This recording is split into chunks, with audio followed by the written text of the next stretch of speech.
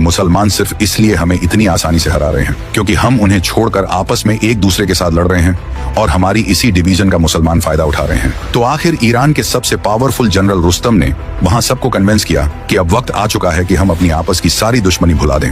और अपनी आपस की सारी लड़ाइयां खत्म करके फारसी का एक नया यूनाइटेड शहंशाह चूज करें। और इस पोस्ट के लिए उसने खुद ही यज़्दगर्द को नॉमिनेट किया, जिसका ताल्लुक खुसरो के खानदान से था। लेकिन यहाँ भी रुस्तम ने बहुत ही चालाकी की थी, क्योंकि नए बादशाह यज़्दगर्द की एज उस वक्त सिर्फ 9 या 10 साल के करीब, और रुस्तम चाहता था कि यज़्दगर्द सिर्फ नाम का बादशाह हो और असल में सारी ताकत रुस्तम के पास हो। लेकिन जो भी हो, इन सारी चीजों से फारसी एम्पायर दोबारा मजबूत होने लगी।